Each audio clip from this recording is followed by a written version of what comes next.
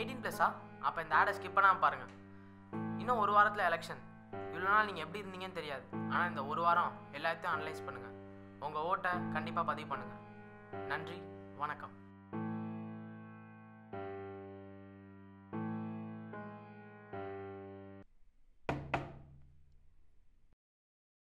தம்பி கேபிள் காசுப்பா.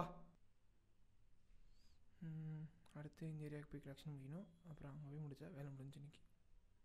என்னண்ணே பக்கத்து வீட்டிலலாம் ப்ரைவேட் டிஷ் அங்கெல்லாம் நல்லா வருது. இங்கே கவர்மெண்ட் டிஷ்ஷு எப்போ பார்த்தாலும் நோ சிக்னல்லே வருது. இங்கே தம்பி கவர்மெண்ட்லாம் கரெக்டாக இருக்குது. கவர்மெண்ட் ஹாஸ்பிட்டல் ஸ்கூல் வரைக்கும் யார் போகிறா படிக்கிறா. இங்கெல்லாம் எதையும் மாற்ற முடியாது. நீங்களும் இந்த கேபிளை மாற்ற முடியாது. நான் வரேன்.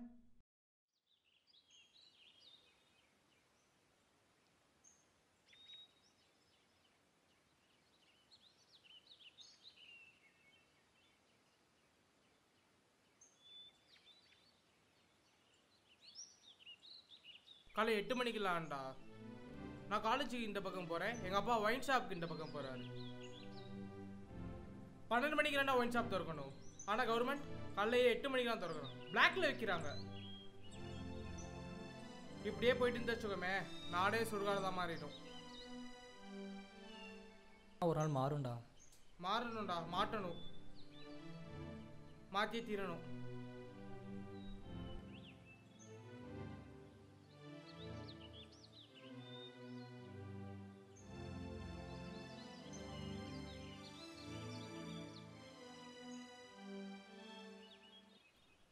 ஏன் ஷால்லாம் போட்டு வர மாட்டியா?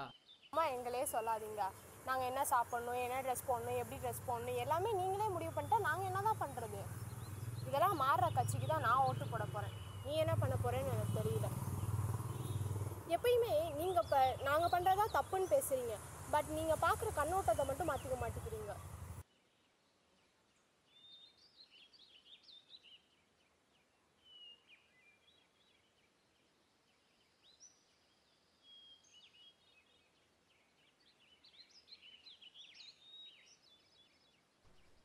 மச்சான், இந்த ஊரை குப்பையெல்லாம் ஊராக்கிட்டாங்க.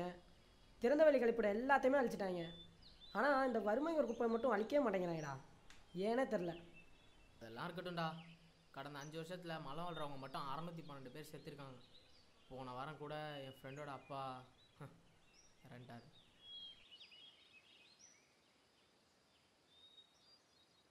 இது கூட பரவாயில்ல மச்சான். 1984 டிசம்பர் 2ஆம் தேதி போபாலில் விஷவாயு வந்து நிறையா பேர் செத்தாங்கன்னு புக்கிலலாம் படிச்சிருப்பியே, ஞாபகம் இருக்கா? அதில் 25,000 பேருக்கு மேலே பாதிக்கப்பட்டிருக்காங்க மச்சான். அந்த கம்பெனி பேர் யூனியன் கார்பைட். அதோட ஓனரை இன்னும் கவர்மெண்ட் அரெஸ்ட் பண்ணவே இல்லை. அவர் இயற்கையாகவே அதுக்கப்புறம் இறந்துட்டார். இங்கெல்லாம் எதையும் மாற்ற முடியாது மச்சான். சரி வா போகலாம். டேய் டேய் டேய் ஒன்றதாண்டா. இதெல்லாம் பார்க்குறப்ப ஏதாச்சும் மாற்றணும்னு தோணுதுடா. நான் மீம் கிரியேட் பண்ணி போடட்டா? மீமா எதுவால அந்த நேரம் நின்று பேசுகிறா, இறங்கி வேலை செய்டா. மீமுன்ற ஹாய் ஃப்ரெண்ட்ஸ், இப்போ நான் பேச போகிறது ஏப்ரல் 18ஆம் தேதி நடக்க போகிற தேர்தலை பற்றி. அதில் முக்கியமான ஒரு விஷயம், இந்த தமிழ்நாட்டில் மொத்தம் 7 கோடி மக்கள் இருக்காங்க. அந்த 7 கோடி மக்களில் 5,86,00,000 வாக்காளர்கள் இருக்காங்க. இந்த 5,86,00,000 வாக்காளர்களும் ஓட்டு போடுறது கிடையாது. அதில் வெறும் 40% பேர் தான் ஓட்டு போடுறாங்க. அப்போனா 7 கோடியில் நீங்கள் பார்த்தீங்கன்னா மொத்தம் 20% பேர் தான் ஓட்டு போடுறாங்க. 7 கோடி பேரில் நீங்கள் தேர்வு செய்யும் போது வெறும் 20% மக்கள் தான் அதுக்கு உதவி செய்கிறாங்க. அதை முதல்ல மாற்றணும். அப்புறம் இன்னொரு விஷயம், நோட்டான்னு ஒன்று இருக்குது. அது எதுக்கு இருக்குது? அதில் ஒரு முக்கியமான விஷயம், எல்லாரும் நினச்சிக்கிறாங்க நோட்டாக்கு ஓட்டு போட்டால் எல்லாமே மாறுன்னு. எதுவுமே மாறாதுங்க. நோட்டாக்கு ஓட்டு போட்டால் நோட்டாக்கு ஓட்டு போடுறது வேஸ்ட்டு. அதுக்கு பதிலாக ஒரு பிரச்சனை நீங்கள் எடுத்துக்கிட்டீங்கன்னு வைங்களேன், அந்த பிரச்சனைக்கு யார் தீர்வு சொல்கிறா, அந்த தீர்வு சொல்கிறவங்களும் ஆராயுங்க. எல்லாம் மற்ற விஷயத்துக்கெல்லாம் ஆராயிறீங்க, இதை போய் ஆராயுங்க. ஆராய்ஞ்சு நல்ல முடிவு. தேர்தலில் 100 விழுக்காடு ஓட்டு போடுவோம். மாறுவோம்னு சொல்லாமல் எல்லாத்தையும் மாற்றுவோம். வாழ்க தமிழ், வளர்க தமிழ், ஜெய்ஹிந்த்.